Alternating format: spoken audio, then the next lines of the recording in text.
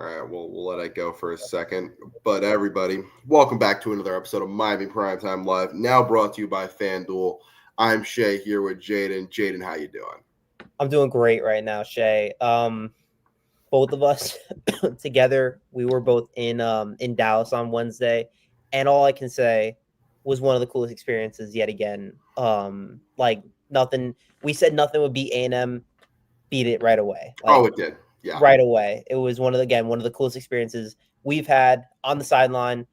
Watching Miami win that game was so incredible. So that's all I can really say. Yeah, exactly. And I'm a lot more happy than this guy right here. But who needs the NFL, Yep. anybody else, when you have Canes football and the way they're playing right now? And yeah, just to just go over your point again, it was just phenomenal seeing what Miami was able to do. You think about all the talk about what Miami, this team's so much better. Miami's not going to be able to do the same things that they did against A&M, against Ohio State, and then whoop-de-doo. Turns out, well, this offensive line, this defensive line, they are that good. They are going to come down, punch you in the mouth, and do exactly what we said they were going to do to keep themselves in this game and build that lead. And it was just, the second confetti drops. I have confetti in my pocket still. Like it was just an electric experience, like to be a part of, and just to see this Canes team one game away from the national championship. Yeah, absolutely. I think like just from the build up to the game of most Miami fans, including us, saying like it'd be a really good thing if Miami just covered, and we had to mention all the things that like Miami had to do if they wanted to even like be in this game, because that's how much we thought of Ohio State as like this team that is so much bigger and so much better than anyone else, and for Miami to just come in there, go to Dallas, kind of shut up everyone, turn the tables on it all, and they were the more physical, dominant, better team the entire game, led the way the entire game, and they outmuscled, outmanned them. And it goes without saying that this team, 4 weeks ago, we were begging them, having to force the committee, hey, let us in, we deserve to be in. And now we're easily saying to ourselves, we're right there on the path to the national championship. Like this is everything right now has been so surreal. This was the biggest win in Miami Hurricanes history in the last 23 years, I believe it is. It's a historic moment. It's a new era of Canes football that has been established by Mario Cristobal and company. And there's just the pure elation from this team has been so incredible. And I'm just, it's a true incredible experience that we were both able to on the field for A&M, on the field for the Cotton Bowl, and to experience it all was just so unbelievable and tremendous. I almost forgot Falconer with the $2 Yes, over here. Thank you as always. I mean, we are getting very close to potential helicopters into Hard Rock Stadium. And we'll kind of get into it more, but this Ole Miss team does present some different things than Ohio State did that might cause some challenges for Miami, might play into what Miami wants to do. We'll talk about it a little bit more as we kind of go on. But yeah, just to again, like it was just so like such a phenomenal experience to see what Miami did on did on New Year's, and just being there on the field when you see so much of what this team has preached all season kind of come together in this game specifically, like the physicality, we're going to wear on teams, we're going to beat teams down, and then that last drive, in my opinion, was everything we've kind of wanted out of this offense to kind of fully go out and say, like, we've wanted the flash and everything, obviously, the outside runs, the deep shots, but like for what we know this offense is that physical wear on you final drive where 10 plays, 5 minutes burned. Yeah, Marty Brown, who comes in after not playing down the stretch for Miami at all. And Mark Fletcher breaks off a couple of nice runs. Marty Brown comes in, catches a critical third down pass, continues to push the pile and move the chains there for that, and then punching the touchdown eventually. And then not that it was a run, but that screen pass where you got everybody flying downfield to go and block for CJ Daniels on that critical third down. Just everything kind of coming together to go and say this Miami Hurricanes team is by far legit national championship contenders. And the trenches, obviously, we knew how good our trenches were, and we also knew how good Ohio State's were. And we knew that Miami, their biggest strength was the trenches, and they had to play by the trenches. And wow, wow, wow.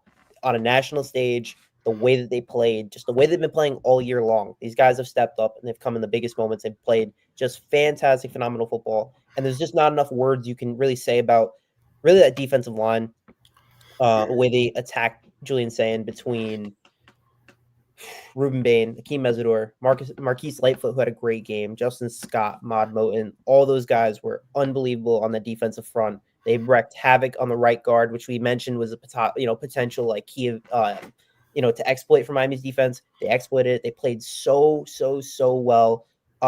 Wesley Bassint got a sack.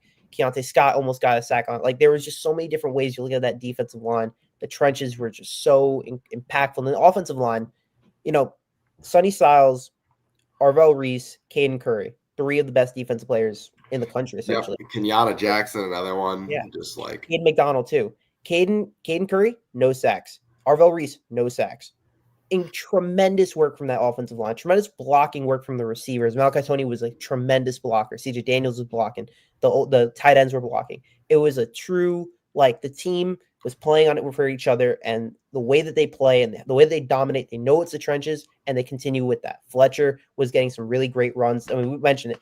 Sonny Styles had 0 missed tackles this year. 0, except for that one from Mark Fletcher. First one on Mark Fletcher. Sonny Styles is a dog. He's a legitimate guy, and Mark Fletcher he ran over him. He tried to strip the ball from him. Fletcher said no, and Fletcher had the fumble. He came back, and he had a great game still. That whole offense, the offensive line was just tremendous. The blocking was tremendous. The defensive line was tremendous. That's what won us the game. That's what's going to lead us to a potential Fiesta Bowl win, potential national championship. That offensive and defensive line is the best in college football. It's been the best in college football all year long, and now the national media is able to see it. Yeah, exactly. And then just to give them their props, obviously, Jeremiah Smith does what he does against that secondary, but there's a lot of good plays that they make to hang in there in man coverage against that really good Ohio State receiver room. And Carnell Tate, invisible during the game. Yep. Brandon Ennis, he had a couple of nice plays, but for the most part, invisible during the game. And it was like Jeremiah Smith, he's going to get his. Pretty much nobody else they're going to get is nobody else is going to get going all in that group. And so they just from top to bottom, this Hurricanes defense and offense kind of came together to play, their most complimentary game of football all year, I think I'd have to say. Yeah. Just given the stakes of it all, given the fact that, this is a team that very easily could have got a Miami off schedule had things gone poorly for the offense, but just to play that complimentary style of football where, yeah, maybe Beck's not passing for 300, 200, 300 yards, but that run game is chugging along. That defense is keep getting critical third down stops. They got out to a lead early, and they were able to play. That defensive line was able to pin its ears back and rush the passer. And then even when things look like they're going poorly, they have back-to-back really long, really consistent touchdown drives. Yeah. The rest of that fourth quarter, you don't see anything out of that Ohio State offense. So just all of that together, I think, really made this game so complete for Miami, and it just kind of shows what they can do as we go throughout the rest of this tournament. And we didn't need Carson Beck to be a 300-yard guy. He had a masterclass in game managing. I thought it was his best. So he had some great games this year. I thought this was one of the best game managing games and just the best way he played all year long. He was just so smart and decisive with every move he was going to make. His scrambles were huge. That 3rd and 11 that my gosh. I know it didn't amount to much necessarily, but still, come on. It was just one of those, yeah, that's my guy type of run. Did you ever expect Carson Beck to No, 3rd and 11, Beck steps up in the pocket, runs up, lowers the shoulder, takes a hit from Caleb Downs below. It it was. I mean, it was a really good run out He of him was right so there. And smart. He was so smart with the run. Like he made the right throws. plays were there, and he took advantage of it. Yeah, he took what the defense gave him, a couple, short passes, whatever it may be. The longest play from him was a 19-yard or 16-yard catch and run from Fletcher. He did not really throw the ball far at all the entire game. I think one was either Marion or Daniels. That was all it was. But it worked, and that's all you needed. On schedule throws, do the things you need to do, game manage, do what play your role, and let Yes. everything else kind of flow with you. And if he can give that on Thursday, Miami's offense can continue to roll that same way. Like that, because I mean, we'll talk about it later, but Ole Miss's defensive line, not Ohio State's defensive line.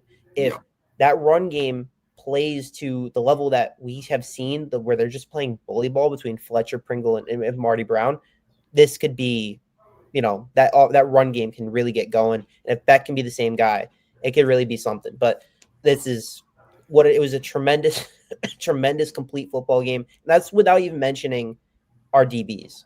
Really, the man of the hour, Keontae Scott. Yeah. No, can't ever go without mentioning Keontae Scott. We might be the biggest Keontae Scott if fans. If he didn't come back from that injury, I don't know where Miami would be. Exactly. He's just been so critical in what we're doing right now as a team. Honestly, I'll also give this group, because we haven't really mentioned it, the linebackers. Yeah, again. Mo Toure and Mo Toure having a really good game against that run game from Ohio State, really filling the gaps, flying downfield, plugging up the run. So just every single position you can point out key plays that they made in order to get Miami this win this week. And it just to see, Keontae Scott is making himself millions, right? 100%. Like he is going to be one of the first nickel corners, like taken off the board when we get to this draft. Just so good. Closing speed, the athleticism, the violence he plays with is just so impressive to see. The ability to go, hawk the ball too, like just fly to the football. All of those different things from Keontae Scott are just so impressive, and you're going to see him on Sundays 100%. So and I thought the defensive back room, like really the corners to me were, I guess if you were to say any pinpoint anything, the corners were a little here and there. The Jeremiah Smith play is the only one that kind of really stands out because that was just a really nice route from him. And also I forgot exactly who it was. I want to say it was Xavier Lucas that had missed, either got burnt there or whatever it was, but other than that, it was Xavier Lucas in coverage, but it could have, maybe it could have been a lot of things. Depends on the coverage. It could have been a few different things. Yeah, I thought Ethan O'Connor and OJ Frederick, assuming I thought they played really nice. Frederick had a couple plays where I thought he locked up either Cardell Tate or Jeremiah Smith really well. I was very pleased with the way they played. I'm now, OJ Frederick having that injury, a little concerned by it. I don't know what his health is going to look like. And, what Damari Brown's health looks like. Because we both, at some point in the playoff run, Damari Brown had a boot on. When OJ Frederick came back from the locker room. When he came back from the locker room, he was on a scooter. And on a scooter. So I don't know. Yeah, that's what I was thinking. That it was safety back there, cover 3. So I am a little bit. It was one play. It's Jeremiah Smith. He's the best receiver in football. Whatever. Yeah. I did see this clip about Damari Brown. I know that he wasn't in the boot during practice. I'm not going to speculate because I wasn't there. Some of our other guys probably have a better idea of who was there or what his health looks like. I want to see what the injury report looks like, and when it comes out, I think tomorrow. So that's when we'll kind of get a better idea if Damari Brown or Frederick's going to play. Yeah, definitely. I know Cristobal had some. I forgot. I didn't fully listen to the comments. But hopeful, I believe. Hopeful was the word. Hopeful is probably the best way to put it. So that hopefully we get those guys back because you're gonna need a deep secondary against this Ole Miss team with 4 guys really who can go out and make plays for you. But the big thing is this run defense, this run game and defense are gonna travel consistently, and simply right now it looks like Miami is the best of it. So I think right now and so. I right now, just Miami's just playing such complimentary football. I've said it a million times, but it's just what's so impressive is that we've seen this team fall different ways where one thing isn't working, then the whole team kind of shuts down. Where, even if the pass rush doesn't get home, and so Damari Brown and OJ not in walking boots, the buses. Okay. That From what we saw specifically, I don't know if it was the A&M game or the Ohio State game. Damari Brown had a boot on in one of the two games, and then I know when we saw Frederic coming out of the tunnel to celebrate, he had a scooter and was on a boot. yeah. So hopefully that was precautionary. Not going to speculate. Yeah, I think it was probably more precautionary just because the guy was rushing out as fast. Because I think literally he left as quick as he could. He got back out there on that. So, yeah. So we'll see how it goes. We'll see how it goes for his health and the secondary's health. And yeah, so really, I mean, just everything. It feels good right now talking about the Canes. Okay, it was got it. Precautionary. Get on the bus for Phoenix. Getting on the bus, walking normal. So okay. Because I know they're heading to the media. They're heading to Phoenix right now. So, hopefully, yeah. I think we'll know tomorrow. And I think we really need them at a minimum. You need 100%. Because obviously, I think you can live with Ethan O'Connor and Xavier Lucas, but having those other two guys, the depth in this corner room just to kind of rotate so many guys is why it's felt so strong. Just to have, Keontae and the Scott, but also those four different guys who can kind of rotate around in the secondary. Plus, you have what Jacoby Thomas and Bryce Fitzgerald are able to do over the top. And Jacoby Thomas just is hurt. He's my gosh, he is just. We didn't mention him again, but he flies. Everybody saw the clips. He is rocking dudes week in, week out. So he plays with a different type of violence. That I mean, ultimately, that's what won them the game: the physicality and the violence. They are just dogs. Is it the way that they got them? They move. The swarm. Everything they said. Yeah, secondary plays with. You got to be for me. Yeah, exactly. The secondary plays with violence every week, and every move, everything they do. You love it. You love to see it. The way this group tackles, the way this group hits people. Yeah. It's just spread. It's just infectious throughout the entire group, and so. I love seeing it week in, week out. It's incredible. With what this group is doing so far. So this team is exactly. That's what I was about to say. This Heatherman, he said it so many times. ESV, excitement, swarm, violence. They've been playing that all year long. It has been so awesome. I've been loving watching them play. Between the way that Frederic and Lucas have looked on there were some certain plays where they're just locking them up and playing really good coverage overall. I thought the entire game just played great. Ohio State, limiting Ohio State to 14 points in itself was a tremendous victory. You knew they were going to score. You did a great job. The offense was great, and the defense just did what it needs to do. Just a great game. Just an incredible stuff. Incredible game. They really made Sayin look uncomfortable. They made the entire game. And there were some plays there where you see he has a lane to run, and he's just scared. I don't know if scared's the right word, but just hesitant to really take it. And just when a guy isn't going to go and take off and run, that just makes your pass coverage, you don't have to worry about flying downfield to go and stop him running up, because he's going to take a lane. He's going to stay there and try and find passes almost to a fault in some ways. Where we talked about that going into the week, the difference between him and Reed, where Reed would go out and run if he had that lane there almost to a fault. Saying it felt like really was really the complete opposite right there. And that just when that's happening and he's staying in the pocket so much, it's that the Miami defensive line was just able to get home, to the tune of 5 sacks. And it got better in the middle of that game. Like I said, the back-to-back touchdown drives, he was able to manage it a little bit better, but you saw it at the end of the game again where back to the usual. So 12 sacks in this playoffs against 2 really good offensive lines. Again, there's no words you can really describe about how good that defensive line has looked this year and how much they've stepped up throughout the year. So got to keep that kind of mentality and logic forward. Yeah, we put him totally in a body. He was so everything from him was great. So great for Miami, great for everything. An incredible win. Again, we were on the sidelines for celebrations. Was you could see how much it meant to these guys, especially even the alum, having Michael Irvin, Ray Lewis, Edgar and James, Warren Sapp, all these guys on the field, how much it meant to them. Jimmy Johnson, all those guys, how much it meant to those guys, how much it meant to the current Miami guys.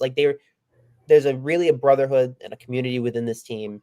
They're playing for each other. They're playing with so much fun and excitement. I don't want to say the U is back. The U is here. like we're in a different era of Miami, and that Mhm. Chris Well's been mentioning, and they're moving. They have these guys with them, and they're just been.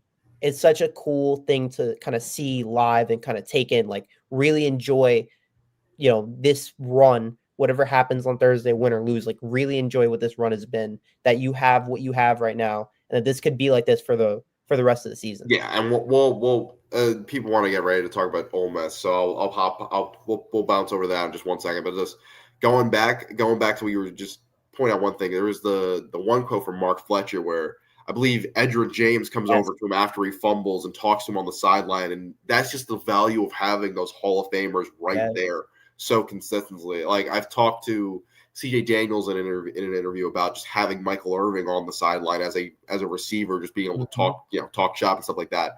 Like those guys are so critical, not only just like for a morale boost, but in game being able to go and pull players aside and be like, keep your head up, encourage them, talk them through certain scenarios.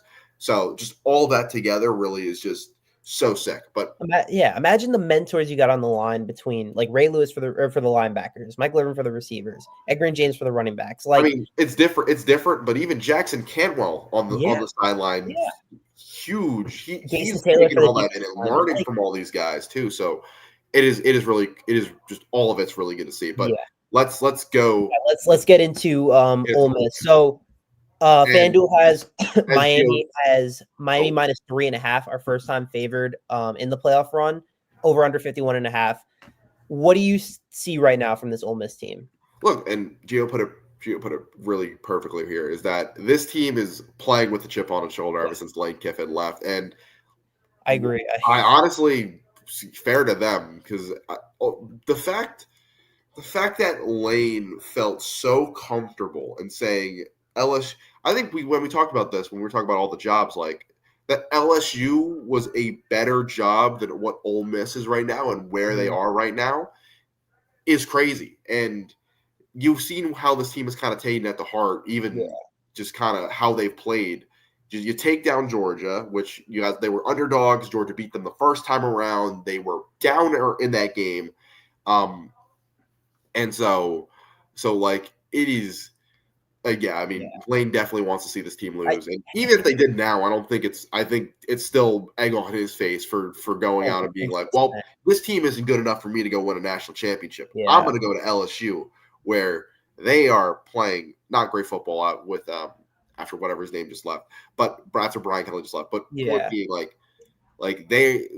the fact that LSU's in the state they are, Ole Miss is continuing to play that way, and we'll get into Chambliss and everything. But the best, I think, Miami has an edge again. I think more than the previous two games they've played is really in the trenches. I like the defense, the offensive line offensively.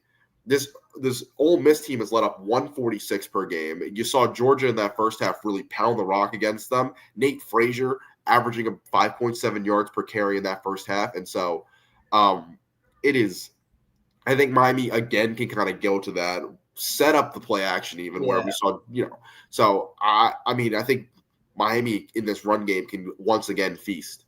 Yeah. One of the things I watched, at least noticed from the Ole Miss Georgia Sugar Bowl. I mean, Georgia's defensive line to me was wrecking havoc and just wasn't able to kind of like finish the job because it was a total credit to Chambliss.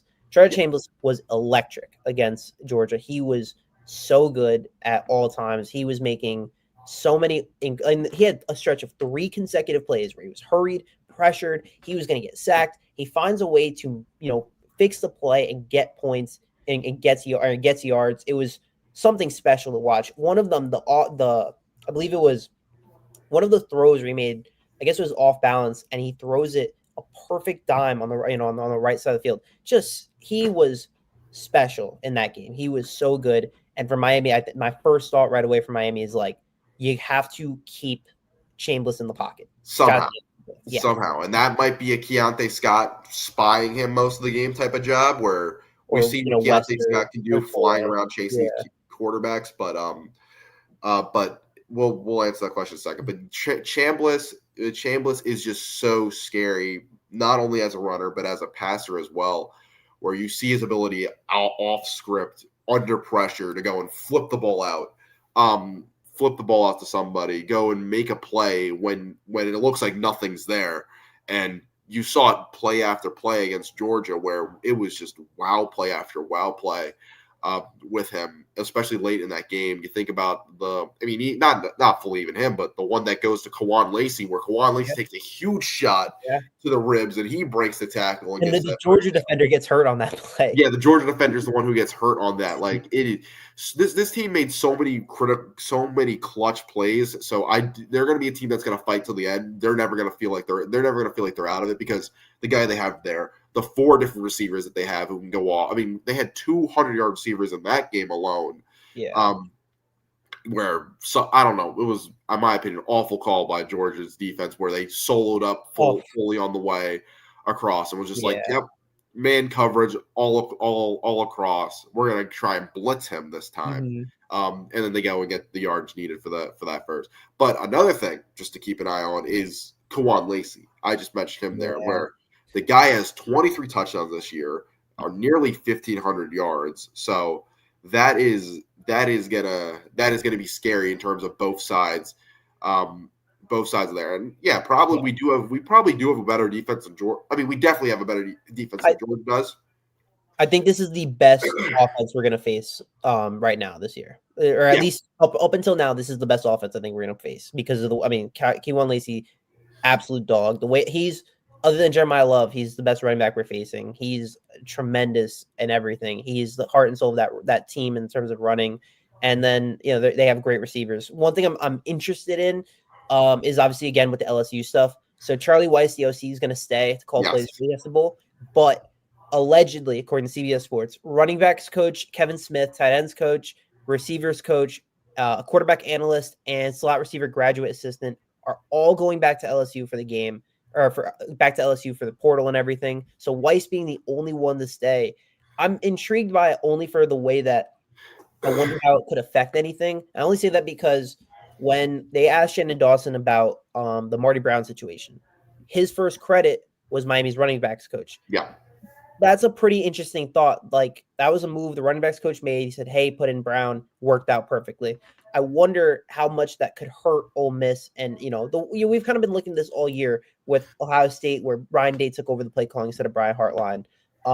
And A&M, both their coordinators were heading to a new job, even though they were going to call that game. So there was just a lot of different speculation up in the air. And there is right now with Ole Miss as well. I mean, I understand I credit to Pete Golding, credit to that team. The way that they're rallying around these troops, rallying around these guys has been really inspiring, I guess. Like, it's one of the best stories right now in college football. The fact that they're rallying around Pete Golding in this disrespect, really. Like Pete Golden being disrespected the way that they have by Lane and their head coach to go out and say, well, I don't think this team's good enough. Let me go and leave. When they were, I think, at highest the 4th or 5th best team in the nation this year.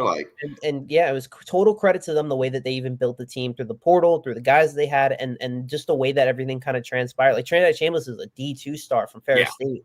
Everything from that was just so like, I guess it's really impressive. All these teams, like, we're in just a different era of college football, and it's cool seeing all this stuff happen now. Again, but like, when you look back at it, but if we go back and to this game, I'm a little scared of that offense. I think their offense is pretty lethal in a lot of different ways. Yeah, absolutely. There was something I was going to hit on. Chambliss has 3 picks this year, 21 touchdowns. He's a dual threat, can do what he needs to do. Your stats, you mentioned it, 22 big time throws and 9 turnover worthy plays. That's pretty good numbers. It's 362 yards against Georgia. Like, he is such a great talent that Miami's got to contain in some capacity. Yeah, 100%. They have to figure out on containing him. But going back to one of the questions earlier, I thought was interesting to think about. Not to think too far ahead, but I think this is pretty obvious. Who would you rather play in the next round? I'll say for 2 reasons. I would say Oregon. I want to play Oregon. I prefer to play Oregon. Yeah. One, I think Indiana is unbelievable. I think they're unstoppable. The way that they're playing football is frightening. It's scary. And then the other reason, I would just love to watch Mario Cristobal against his That's former also team in the fair. national championship. The revenge against Oregon in The the revenge national against championship. Oregon, kind of that would be such a cool way to end. If they win their sixth national championship with Cristobal going against his former team, that would just be like pure, like it'd be awesome. The way that I kind of wanted to face Georgia solely for the fact that I wanted to watch Beck go against his old team. Yeah. I mean, we didn't get to see that happen. Debate whether it's for better or for worse, but yeah, just that I think is fair for both reasons. Yeah, Honestly, just a good point. it's not. I do think Indiana and Miami are very similar They teams are. in that sense. Obviously, probably I would lean at QB. Obviously, I'd probably lean Mendoza. Yeah, But receivers, skill players, running backs, they're offensive, they're defensive line, so like good. I think it's fairly like the rest of it is fairly a wash. And I think some obviously the defensive line and offensive line I think favors Miami. Like Indiana's in I know Indiana in their game against Bama looked like a juggernaut and looked Yeah. unbeatable, but I also don't think too highly of Bama. Well, yeah, I'm always gonna think that Miami. I think Miami can beat anyone right now. After the Yeah. win against Ohio State, I've in the total belief right now that this team can beat legitimately anyone. But I do think Indiana would be the toughest team Miami faced. Like they're a total. I think they're a complete team. I think they have the tools they need. Mendoza's the Heisman. Like they have everything around them. And I think Signetti's a tremendous coach. I think that they have less holes than Oregon does. Yes, 100%. I mean, yeah, I would obviously for not only just for the fun storyline of it, but Yeah. obviously I would rather play Oregon than Indiana if Miami moves on to the next round. So, yeah, but what else? What else to say about Got Ole Miss. Ole Miss? So defensively, the biggest thing, their run defense, not great. Not great. 146.1 yards allowed. Is that the number? They've allowed 146 Yeah, 146. I didn't even fully dive into like the games against Power 5, Power 4 opponents. So that is a tremendous number. And Miami's run game has right now been their, what's kind of carried them between 153 Fletcher. last week, 175 against A&M. So against A&M. I believe that was the number for the A&M game. I could be wrong. Miami didn't allow 175 yards against No, A&M. I mean running the football. Oh, got it. Yeah, no, not allowing rushing yards. So I think that run defense is not great. Miami's ability right now is the trenches. Just play to that right now. If the run game's working the way that it has been working, just follow that lead. Just continue going. Get going forward with the run game. Stick to the formula. Obviously, I think this game, just because of the way watching Ole Miss's defense last week, does allow Miami to kind of air the ball out more when the time comes. I think this. Yeah, exactly. Fletcher had 171 by himself. Yeah.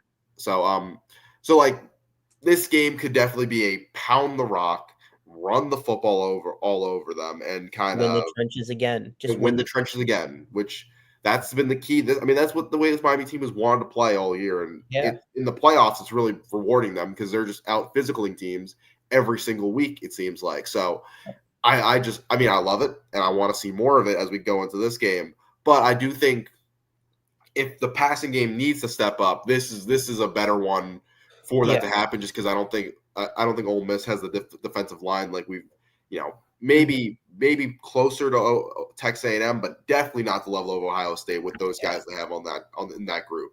So the run game should definitely be there, but then also Beck will have time. He's had time all playoff long, really, but really he will have time to go and find guys. I forgot who mentioned it earlier, but I could definitely see them trying to take a shot to JoJo early on. I love that. It's felt like it's been coming for a minute now. That deep shot to JoJo downfield. It's coming. I'm ready for it. I think we're all ready to see it happen because they want to get him one of those deep shots downfield. It could be the return of the Malley Cat. We didn't really see it too much against Ohio State last week. Only one Malley Cat. Only one Malley Cat play last week against Ohio State. So could see more of that. I think the offense is going to be a little more open just because you're not trying to play as conservatively as you were looking to against Ohio State. And that being said, you played that conservatively and you ran all over them. So nothing wrong with that per se. But I think you could be able to open up the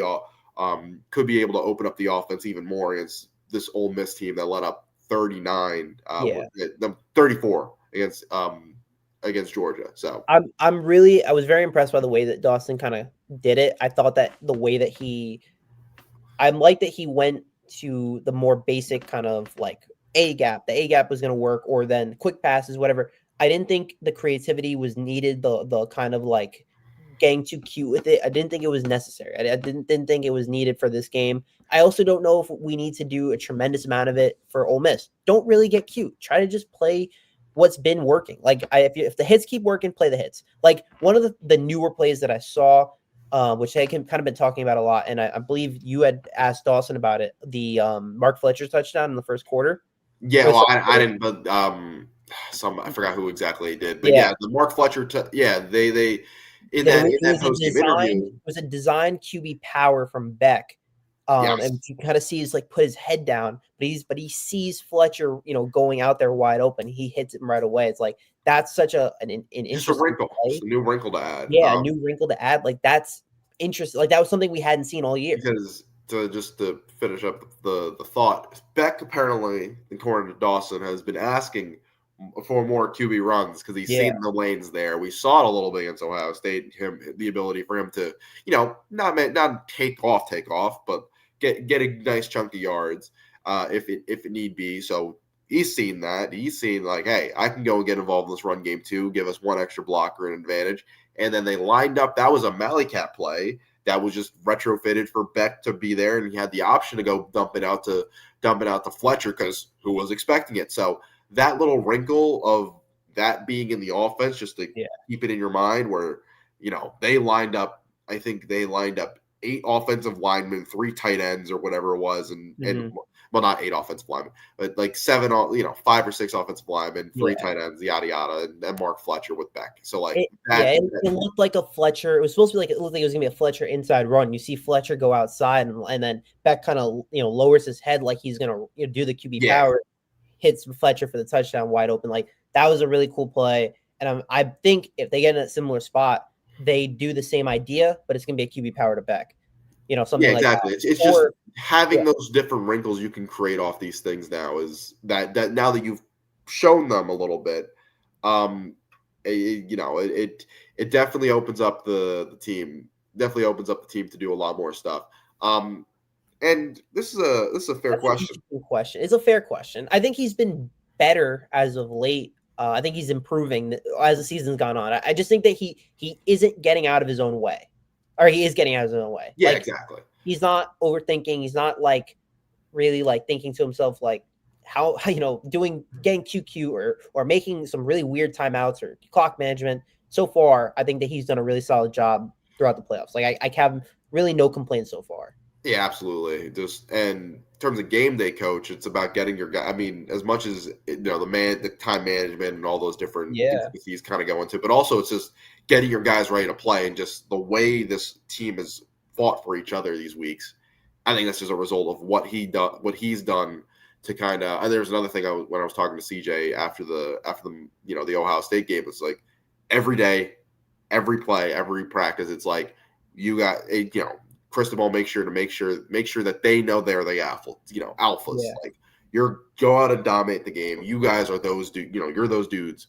So he instilling that belief and confidence in them, daily, I think is what gets this team so ready to play as it's been in this playoff run.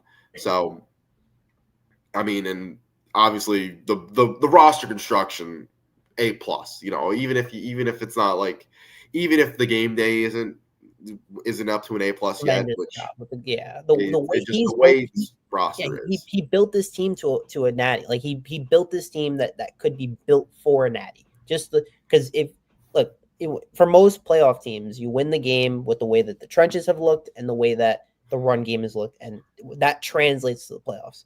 That is translated entirely and has looked the part and has been such a really solid kind of like key for Miami, and it's going to have to be the same thing in years past. And I also want to mention this because I've been saying this a lot. If Cam Ward was on this team,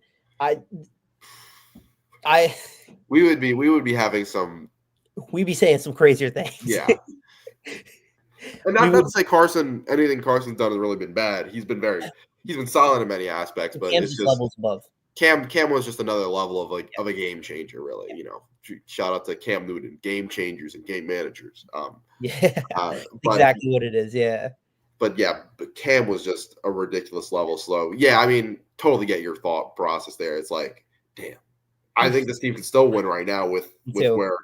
without Cam Ward the way they're playing right now. So imagine if that option was there with all the scrambling ability, the ad libbing, the deep, the zip he could put on the football. Anyways, yeah.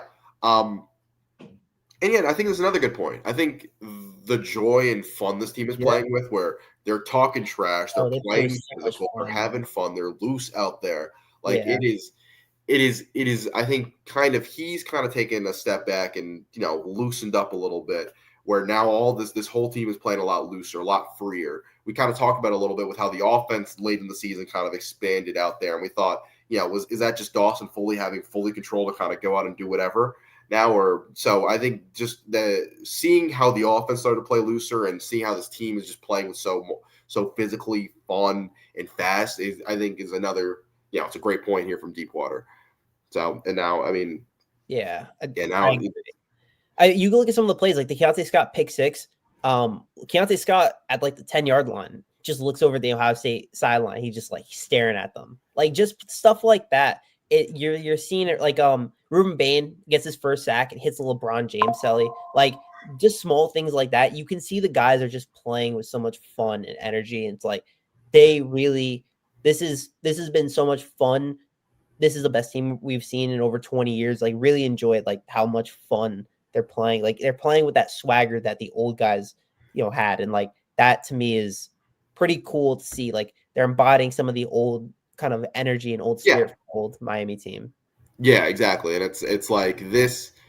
I think they've stressed it a lot in these interviews. We are not the 2000s, the 80s, the 90s, the 90s Hurricanes. We are we are the 2025 Miami Hurricanes, and they're being themselves. They're being authentic. They're being loose and free, and you've just seen the dividends that's paid off in the playoffs. But like you talk about what ifs. God, I mean. Yeah, it would just be ridiculous at that point. But I can't have everything. Obviously, that's getting a little greedy. We'll look, see if there's a bag you can toss at Jeremiah Smith. We have no information on that. I'm just joking. I'm joking around here, but see if there's a bag you can toss at him. You saw him dapping up the Miami players at the end of that game. Yeah, exactly. I mean, it would be too much. It'd be historically great. It would be historic. We can theorize about that, but it was. I mean, that's so much to think about at the same time. So, that would have been nuts. But I think overall, like for at least for this Ole Miss game, I mean, I think you got to treat it like it's any other game. A really good team, a team that's really hot right now, playing for each other. They have some really scary guys. Like I thought of like. Right away, my first two guys I was watching the Georgia game was Will Eccles and Xavier Harris. Those guys were incredible. Like they were just batting down balls. It felt like they were involved on every single play, and like I thought they were just playing great football. And like that, and Georgia was moving the ball too, but Ole Miss like ultimately just did the things they needed to do. Like that, like ultimately like had the best possible plays for it. And like even the smaller thing, like special teams, their kicker is insane. He's a ridiculous kicker. Dude was hitting 55 like it's nothing. Jaden Fielding is two different levels, obviously. Ohio State fans have been done with Jaden Fielding for like 3 years now. Yeah. And Jaden Fielding, like he missed the 40-yarder. He also missed a billion kicks during warm-ups too. You had a feeling something like that was gonna happen. Misses that kick. This dude, I forgot his name. He's a wagon. He's insane. Yeah. I mean, their kicker was phenomenal. Ice in his veins. It's tough for kickers to hit those kicks. We saw last night. I mean, if you're watching that you saw that Ravens Steelers game. Missed the extra point. Chris Boswell misses an extra point, and then Tyler Loop goes out and misses the game winning field goal. Baltimore's at home, so like having a kicker who's just reliable in any conditions is just so critical. And you saw what that meant to Ole Miss in that game. What it meant in Ohio State's factor, like. They didn't feel like they could settle for a field goal within 40, 50 yards, really. Like it was that range. It felt like, Miami did a good job keeping out of that range, but also they didn't feel comfortable settling for field goals. Really, it felt like, or going after that missed kick. So you can see how it changes things so significantly. And good bounce back from Carter Davis. He only had one kick, field goal to make, but 50-yarder, a lot of pressure on it. It was really the only offense Miami got, outside of that final drive. And so him nailing it the way he did was huge for Miami.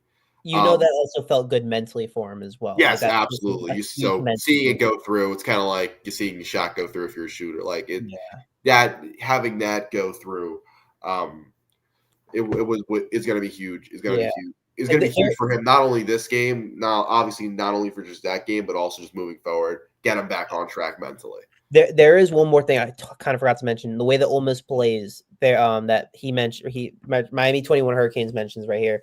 The tempo that Ole Miss plays, almost reminiscent of how Louisville played, where it was a lot of maybe not no huddle, like just kind of hurry up football.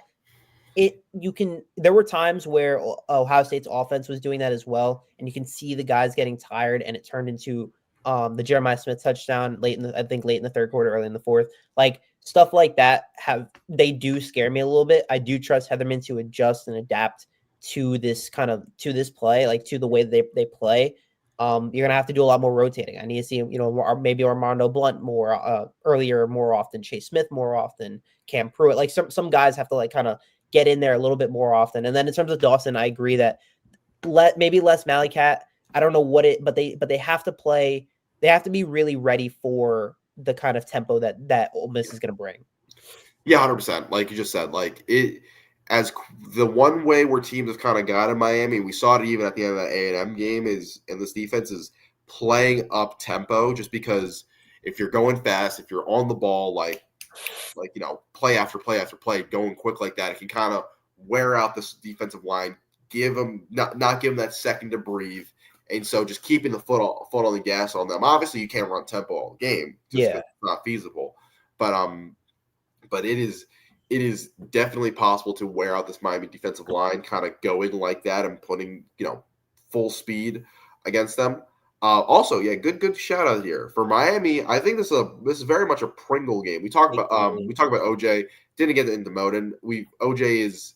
I think Moten's good. So I remember Mario he goes to Moten right away. He goes, "How's that ankle?" I think Moten was like, "I don't care." Yeah, I don't care. I think hopefully he's all right. He had a great game for us. Yeah. I agree with the Pringle.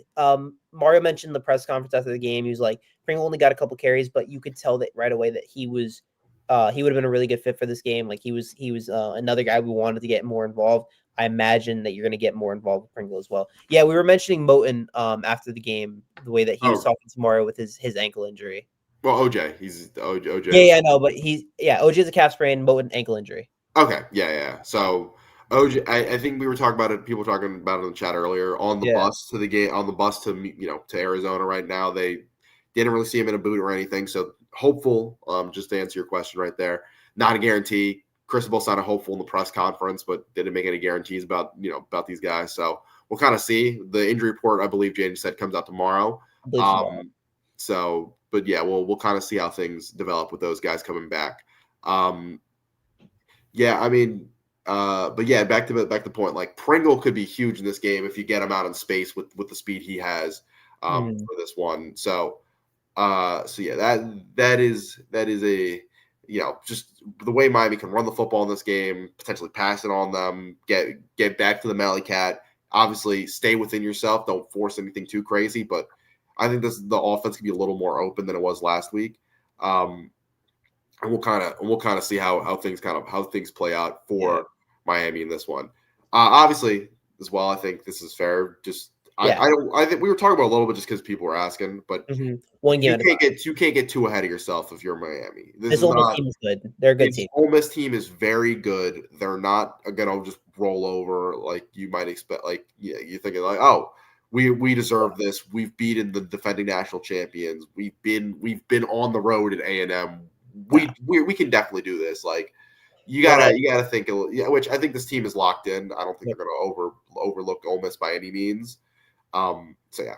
It was cool. I mean, I saw Maui Noah on the field, and he's just like laying on the ground. He just goes like he's like taking it all in, but he goes, on to the next one. Like that's the mentality of this team right now, and I'm glad that is the mentality. On to the next. They're not thinking national championship. They're thinking beat Ole Miss. Let's keep moving forward. Like just keep playing our brand of football. And I think that's all I want, truthfully. Like I think I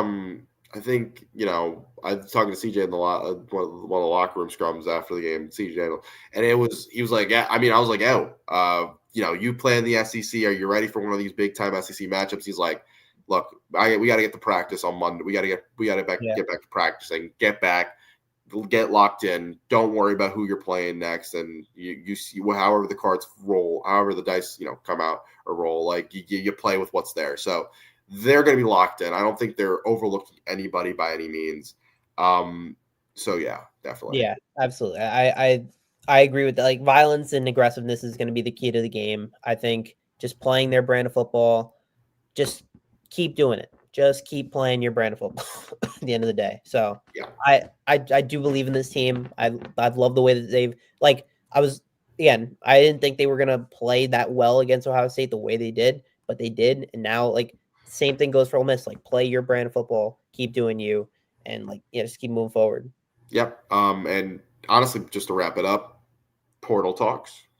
Let's do score predictions first. Oh, score predictions. I don't know why I forgot about that. I'm gonna go 28-24 Miami. That's my thought right now. 28-24. I'll go. I'll go 31-21.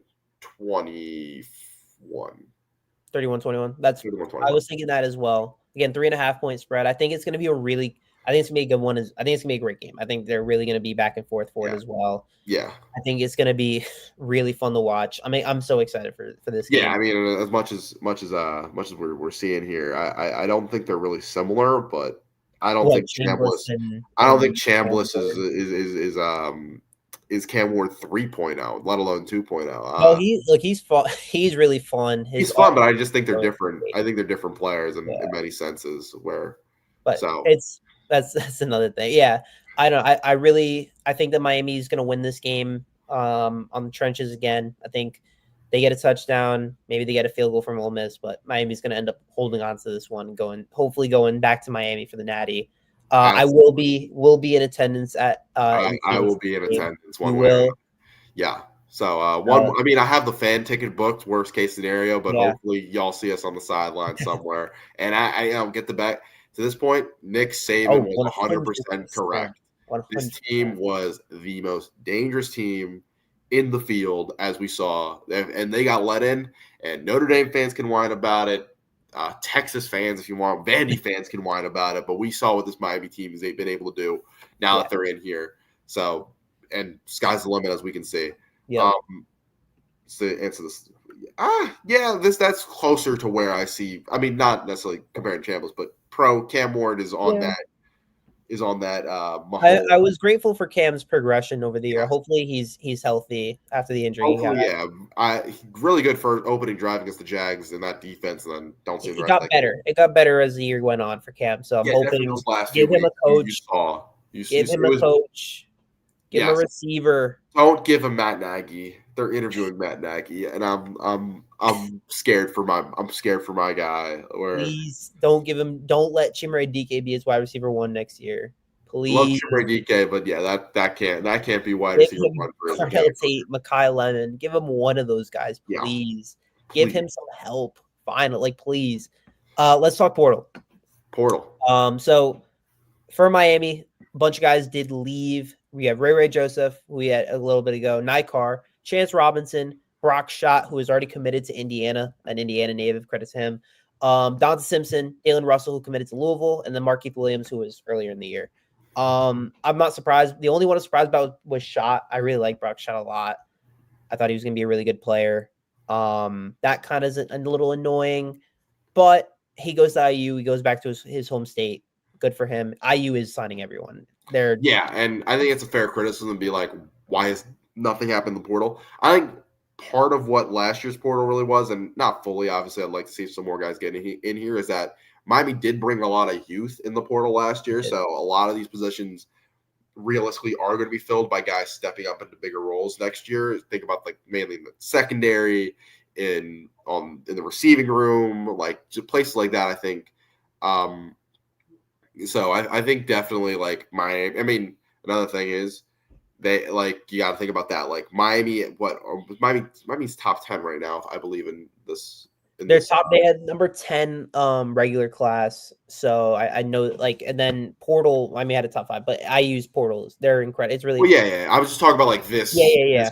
this current class. So like you look at that and so yeah, fair. Maybe Indiana does have to go harder in the portal. I saw a tweet about this and I think it's fair. Like fair, Signetti is going after proven 3 stars vets rather than these big swings on guys who didn't work out other places. He's going with guys who have proven that they are up to snuff so that they can continue on rolling, guys who have proved themselves. So, yeah, I mean, they go hard. They're going to go hard in the portal, probably, I mean, to continue on. So, to continue on. But on the other end, Miami really hasn't been active in the portal, but there's a few different things we want Miami to address, but the main thing was quarterback, and the main ones seem to be gone.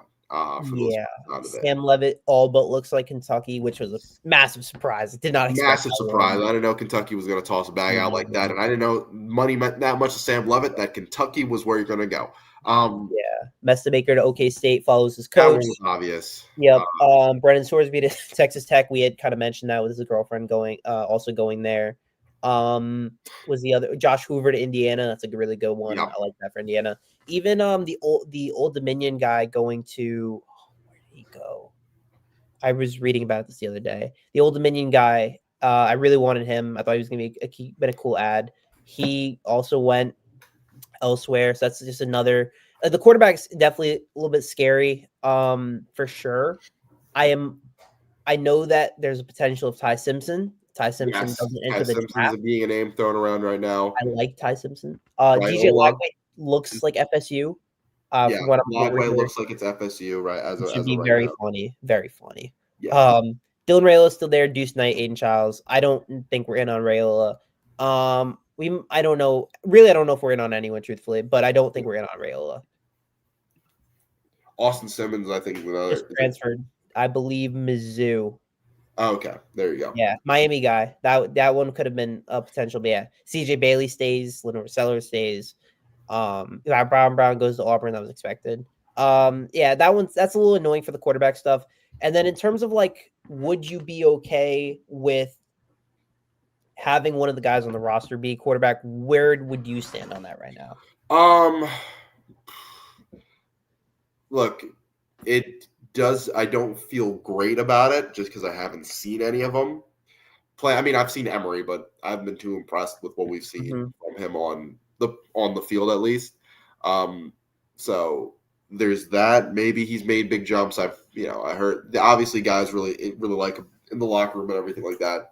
Nothing bad about him necessarily as a potentially leading the team. It's more just like I haven't been too impressed with the on-field play from him. So do you trust a Darion Coleman?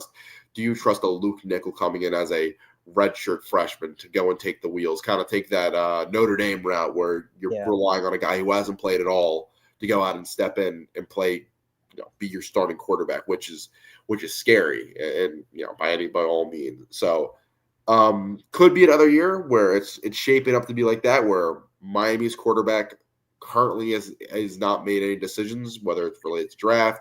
It could come guys coming back from the draft, yada yada, like one way or another. There's a chance Miami's quarterback has not made an official move yet.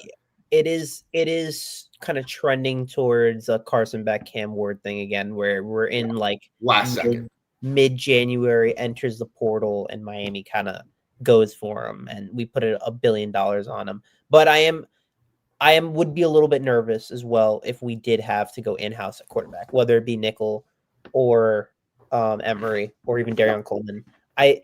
Little concerned for sure, but the talent around the Miami team in the future, at least offensively, I have a lot of hope for. So that to me isn't really like a concern for me, knowing you have Fletcher back, you have Pringle again, receivers, you have Malachi Tony, you have Joshua Moore, and you have a 2026 classes coming in. It's going to be really amazing. So maybe the quarterback isn't necessarily like you need it to be elite, but I don't know. I'm intrigued by the way that it is. I'm a little nervous for sure. Yeah, 100%. I'm definitely going to be nervous to see how it unfolds. So That does seem like it's the at least at the quarterback position does seem like it's going to be more of a spring training type of last. Where we hear about that around towards spring practice, who this QB is going to be and where it's shaping up. If nobody comes in last second from the portal, obviously. So there's a lot of time left. There's a lot of time left. Levitt to Kentucky technically isn't official yet, but that one's all said and done. Raiola is still out there. So, but the Ty Simpson, we could that's the one that I feel like if it was going to be another Miami last second transfer, it does feel like it could be Ty Simpson. Trinidad's another name, but I'm pretty sure I believe he said if he gets his medical, if he gets his red shirt extension, then he's coming straight back to Ole Miss. From what I've heard. If he were to go into the portal, LSU would be him. So yeah. Like Dawson, if Dawson likes Emory, it's just Dawson can like Emory. It's just that when Emory has played on the field for Miami, it just hasn't been too impressive. No, not at all. Not at all. So, cleanup duty is one thing, but when we've seen him start games for Miami, think about back as a true freshman when Van Dyke got hurt, and aside for the one gutty first down he got in the game he played against Florida State, which was they did beat Clemson.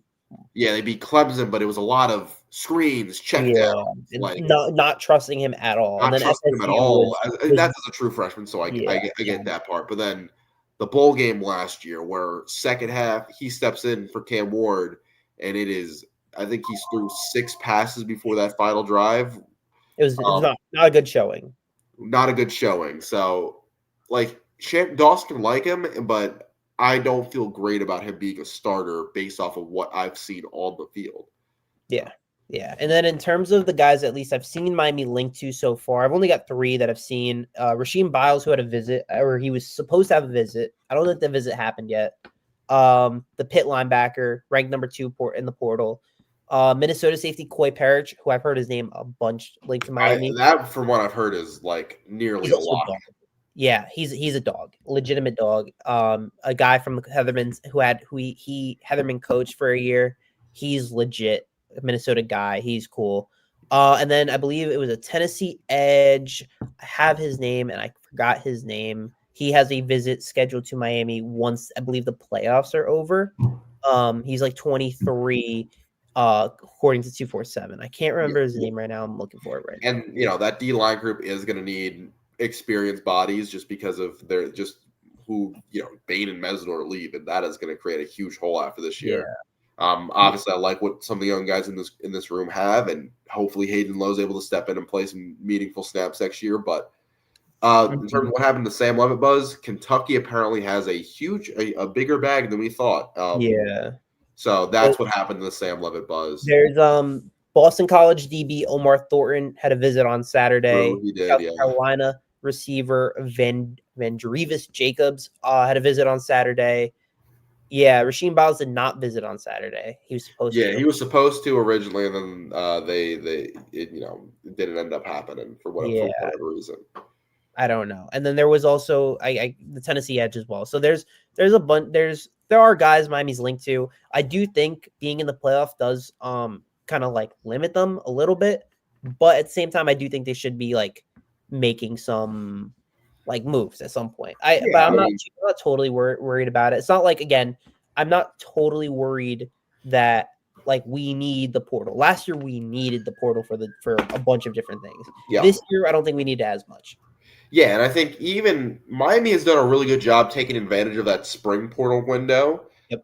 You think back to last year when Damian Martinez comes to that spring portal window, huge asset that Miami has. So I think they could definitely take advantage of that spring window later on where guys are second guessing their decisions and stuff like that. So there's even if there's plenty of time for Miami to fill out some of the holes in through the transfer portal. So it will just take time to see when that happens. Where other than quarterback, where are you thinking this needs to be there's no position of great need, I would say, because I would like the receiving room's young. Obviously, you're gonna lose CJ. I believe you're gonna lose CJ. Tony Johnson didn't play too much, but Keelan you're going to lose. So like you're going to lose you're going to lose those guys potentially. But Mally is center. We're going to have to probably go after another losing Brockermeyer. Tackle you might have to go get. Well, you're hoping Cantwell replaces. Well, yeah, you're hoping Cantwell replaces CC. So yeah, that's fair. Samson stays in his spot. A Nez is a Nez, and then Markel's going to do another year. So you have Markel Bell for another year. You have Samson staying in his spot. You have Jackson Cantwell taking over at right tackle, and then I would say it's center and left guard or guard to replace Inez. I know was his name Sway. Then his name Sway. I can't think of his name right now. He was used at fullback a couple times as well this year. He's the I can't think of his name. I also don't know how to pronounce his name, truthfully. I think it's Sway, something like that. These I think he SJ, thank you. SJ could step in, take over. I don't know. There's a lot of different things for the offensive line that they could do, but I do think center's right away something that needs to get. Yeah, so center, probably at least one experienced edge rusher I'd like to get again in this portal. So, what does the defense room looks like? Like defensive line. So you have Hayden Lowe, Lightfoot, Justin Scott, Blunt. You get Moten, I think, for another year. Yeah, so it's fine. It's just I would like to see them bring in somebody in that room. If you're gonna bring in Coy Parrish, I think safety should be fine too. Linebacker to me, I know linebacker probably because I don't think Motoré. He potentially wants another year. Might be fine looking for a waiver, but Wes is going to be gone. Wes is gone. Corners are going to get replaced. I'm not really like there's a lot of continuity at the corners, so I'm not totally worried about that. The corners going to be pretty much the same. Yeah. In that spot, I mean, I'd love to get another. It's going to be tough, but to get another fast physical nickel like Keontae is going to be huge, just because or somebody to fill that kind of star.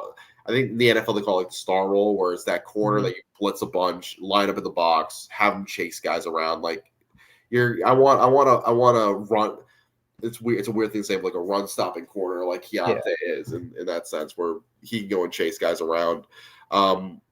Where I think more of our guys feel like they're currently like boundary corners. I don't think we necessarily have that slot guy who can go and play in the box necessarily.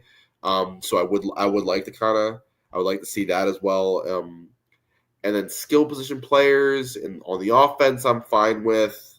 Flex coming back, so the running back room just feels entirely set next year. Maybe another receiver, but I think it's really development. Maybe, unless it's a big get, I think I'm pretty fine with what it is. It feels like you are asking a bit for a lot of development at certain spots, like from some of the depth guys, That's like Josh fair. Jojo another year, like Dalen Upshaw, some of the true freshmen, like probably you are asking for probably one or two vets, just kind of like what Miami did this year, just to hold down some roles before guys are fully able to take off. Oh, Chris Ewald, I mean, if he can step up and be a legit nickel, would love to see that. Yeah. I'm not worried about the secondary at all, especially if you get secondary. I feel fine about just because the guy it's so young and then the D-line. Not worried about the D-line either. And then I'm not worried about it because I love the development of it is just so consistent with what Jason Taylor and that. Same with offensive line. I'm never worried about the development of the offensive line if they're with the way they've been looking. Tight end, I think they're gonna just hopefully Lofton and then some other guys step up. Obviously, losing Shot hurts. I thought Shot was gonna be the guy, the next man up. That kind of sucks. I'm not like last year. It felt like there was just so many things. I'm like Miami needs to address this, but like the defensive back room needed to be. Well, the defense just needed an entire rework. So that's why I felt like there's so much Miami needed to go and fix. Do we think we retain any of our own portal jumpers? I'm gonna say no, just for the fact that I don't think any like Ray, Nikar, and Chance Robinson are all for playing time. Rockshot left, Dalen Russell left, and this is really Donta Simpson.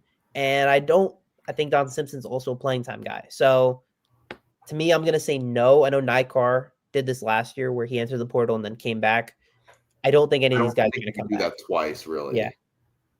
I don't think any of these guys come back, truthfully. And honestly, like, I'm not devastated necessarily about it. Again, the only guy I was necessarily devastated was Shot, Yeah. and I wasn't even like that devastated. Yeah, if there was anyone to be Donta.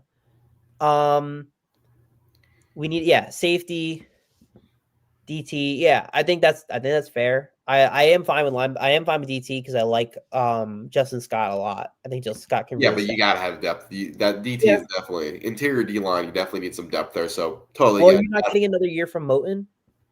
I think you are. Let me see. So I mean, you probably are, but let me just double check the years on him. Hey, he's a junior. Yeah, he's a junior, so you probably get another year out of Moden. In all honesty, so Yeah. So and I like honestly, this is the biggest thing you need. I think you need another team full of crash outs, tweakers.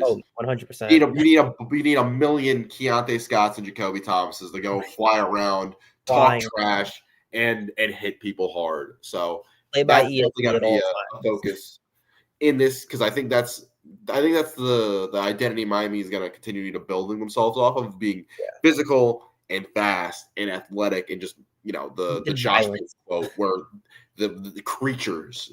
Yes. So Yeah. So yeah, I think definitely in the portal, that's the identity of guys you want to kind of go after. Agreed. Yeah. So that was the one I was talking about. I have his name on here. We had a visit for him. If we get him, I would be Caleb Herring's the edge from Tennessee, by the way. But Gotcha. the linebacker, I have his or the D was have his name on here right now. I'm pulling it up. Omar Thornton from Boston College. Love that's another guy. 82 tackles, 8 tackles for a loss, and four forced fumbles last year. And he's a South Florida guy. Perfect. I like it a lot. Like it a lot. Yeah, love it. But, yeah, that's all. Think we're good, right? Yeah. I think any other questions before we head out? Because there's no call-in show Thursdays. The game's on Thursday. Yeah. O'Shea and I will be in Phoenix. I'm leaving for Phoenix on Wednesday. Well, I won't be in Phoenix. I could not fly out there. No? Yeah, so unfortunately, Okay. I will not be in Phoenix for this. I will be in Phoenix on Wednesday. Whole lot of coverage from our student reporters. I'm very excited for it all. This is gonna be fun. So yeah, definitely, it's gonna be fun. Tune in next Monday. Hopefully, we are getting ready for the national championship. And tune in at 7:30 Thursday night for hopefully another win for Miami. Yes, sir. Go Canes as always. Hope to see you guys following a win. Yep.